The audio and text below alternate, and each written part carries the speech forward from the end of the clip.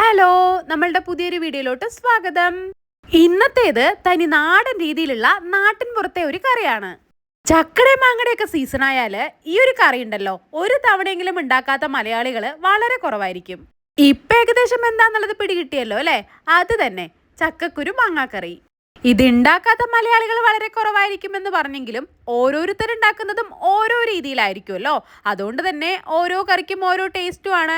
അപ്പോൾ നമ്മൾ ഉണ്ടാക്കുന്ന രീതി എങ്ങനെയാന്നുള്ളത് നോക്കിയാലോ. നമ്മളിവിടെ ചക്കക്കുരുവിന്റെ മുകളിലുള്ള ആ വെളുത്ത തോലുണ്ടല്ലോ, അത് മാത്രമാണ് കേട്ടോ കളയാറുള്ളത്. എന്നിട്ട് അതിനെ 2 കഷ്ണായി മുറിച്ച് വൃത്തിയിലൊന്ന് കഴുകിയെടുത്തിട്ട് ഒരു കുക്കറിനകത്തേക്ക് ഇടുന്നുണ്ടേ. കൂടെ തന്നെ അത് വെന്ത് വരാൻ ആവശ്യമായ, അതായത് ചക്കക്കുരുവിന്റെ മുകളിൽ നിൽക്കുന്നത് പോലെ കുറച്ച് വെള്ളം കൂടെ ഒഴിച്ചിട്ട് 2 വിസിൽ വരാനായിട്ട് വെയിറ്റ് ചെയ്യാം. നമുക്കുണ്ടല്ലോ ആ സമയം കൊണ്ട് ഇതിന്റെ അരപ്പിന് വേണ്ട സാധനങ്ങൾ കൂടെ റെഡിയാക്കാം. അതിനായിട്ട് വെളിച്ചെണ്ണ ഒഴിച്ച് ചൂടായി വന്നപ്പോൾ കുറച്ച് ഉലുവയും എരിവിനാവശ്യമായിട്ടുള്ള വറ്റൽ മുളകും കുറച്ച് പച്ചമല്ലിയും കൂടെ ചേർത്ത് നന്നായിട്ടൊന്ന് ചൂടാക്കി എടുക്കുന്നുണ്ടേ. നമ്മൾ ഓരോരുത്തരുടെയും എരിവനുസരിച്ചിട്ട് ഈ മുളകിന്റെയും അതുപോലെ തന്നെ ഈ മല്ലിയുടെയും ഒക്കെ അളവിൽ ചേഞ്ചസ് വരുത്താട്ടോ. ഇതിപ്പോൾ അത്യാവശ്യം എരിവുള്ള മുളകായതുകൊണ്ടാണ് ഞാൻ 2 എണ്ണം എടുത്തിരിക്കുന്നത്. 2-3 മിനിറ്റ് എണ്ണയിൽ മല്ലി മുളകെല്ലാം ഇളക്കിയെടുത്തിട്ട് പിന്നെ അതിലേക്ക് 4-5 കറിവേപ്പിലയും അരപ്പിനാവശ്യമായിട്ടുള്ള തേങ്ങയും കൂടെ ചേർക്കുന്നുണ്ടേ. തേങ്ങയുടെ പച്ചമണെല്ലാം പോയി കളർ ചേഞ്ചായി ഈ ഒരു പരുവത്തിൽ വരുമല്ലോ. അപ്പം അതിനെ വേറൊരു പാത്രത്തിലോട്ട് മാറ്റുന്നുണ്ട്. ഈ സമയം കൊണ്ട് കുക്കറിനകത്ത് ഇട്ടിരുന്ന ചക്കക്കുരുവില് 2 വിസിലെല്ലാം വന്ന് നമുക്ക് ആവശ്യമായ രീതിക്ക് വെന്ത് വന്നിണ്ടേ. ഇനിയിപ്പോൾ ഇതിനെ നമ്മൾ തേങ്ങ വറുക്കാൻ ഉപയോഗിച്ച മൺചട്ടി ഉണ്ടല്ലോ, അതിലേക്ക് ഇട്ട് കൊടുത്തിട്ട് കൂടെ തന്നെ കഴുകി മുറിച്ച് മാറ്റി വെച്ചിരിക്കുന്ന മാങ്ങ കൂടെ ചേർക്കാം. നമ്മളിന്നിപ്പോൾ എടുത്തിരിക്കുന്ന മാങ്ങയ്ക്ക് പുളി കുറവായതുകൊണ്ട് ചക്കക്കുരുവിന്റെ അതേ അളവിൽ തന്നെ എടുത്തിട്ടുണ്ടേ. നമ്മളിവിടെ തോല് കളഞ്ഞിട്ടാണ് മാങ്ങ മുറിച്ചെടുക്കാറുള്ളത്. തോലോടെ തന്നെ ചേർക്കുന്നവർക്ക് അങ്ങനെയും ചേർക്കാട്ടോ. ഇനിയിപ്പോൾ അതിലേക്ക് ആവശ്യത്തിനുള്ള ഉപ്പും മഞ്ഞപ്പൊടിയും കൂടെ ചേർത്ത് ഇളക്കി ലോ ഫ്ലെയിമിലിട്ട് അടച്ചു വെക്കാം. ഈ സമയം കൊണ്ട് നമ്മൾ നേരത്തെ വറുത്ത് വെച്ചിരുന്ന തേങ്ങ ചൂടെല്ലാം മാറി വന്നിണ്ടേ.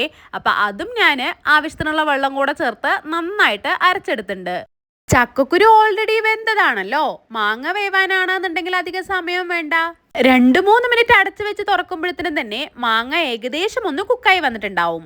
ഇനിയിപ്പോൾ അതിലേക്ക് അരച്ചു വെച്ചിരുന്ന അരപ്പും കൂടെ തന്നെ കറിക്ക് ആവശ്യമായിട്ടുള്ള വെള്ളം കൂടെ ഒഴിച്ച് നല്ല രീതിക്കൊന്ന് ഇളക്കിയെടുത്തിട്ട് കുറച്ച് സമയം കൂടെ അടച്ചു വെക്കാം.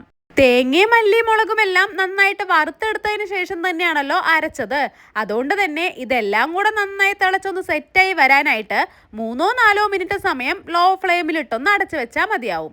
അതിനുശേഷം നമ്മൾ ഈ താളിച്ചു കൂട്ടുന്ന സംഭവമാണ് ഈ കറിക്ക് ഒന്നുകൂടെ ടേസ്റ്റ് നൽകണത്. താളിക്കാനായിട്ട് എടുത്തത് വെളിച്ചെണ്ണ തന്നെയാണേ. കടുക് പൊട്ടി വന്നപ്പോൾ അതിലേക്ക് ചേർത്തത് 3-4 വെളുത്തുള്ളി അല്ലി ചെറുതായിട്ട് അരിഞ്ഞെടുത്തതാണ്. കൂടെ തന്നെ കറിവേപ്പിലയും കുറച്ച് കൂടുതൽ, അതായത് 10-15 ചെറിയുള്ളി നല്ല ചെറിയ കഷ്ണങ്ങളായി മുറിച്ചെടുത്തത് കൂടെ ചേർത്തിട്ട് നന്നായിട്ടൊന്ന് വഴറ്റിയെടുക്കുന്നുണ്ട്. എന്നിട്ട് അതിനെ ഈ കറിയുടെ മുകളിലേക്ക് കൊട്ടി ഇളക്കിയെടുത്താൽ തനി നാടൻ രീതിയിൽ ഒരു രക്ഷയില്ലാത്ത ടേസ്റ്റിലുള്ള ചക്കക്കുരു മാങ്ങാക്കറി റെഡി. നിങ്ങൾ ഈ കറി ഉണ്ടാക്കാറുള്ളത് ഈ രീതിയിൽ തന്നെയാണോ? അല്ലെങ്കിൽ ഇതുപോലൊന്ന് ട്രൈ ചെയ്ത് നോക്കണേ. കൂടെ തന്നെ നമ്മളുടെ ഇന്നത്തെ ഈ വീഡിയോ ഇഷ്ടപ്പെട്ടാലേ ലൈക്ക് ചെയ്യാനും നിങ്ങളുടെ അഭിപ്രായങ്ങൾ കമൻറ്റ് ചെയ്യാനും വിട്ടുപോവല്ലേ. വീണ്ടും മറ്റൊരു വീഡിയോയിൽ കാണും വരേക്കും ബൈ.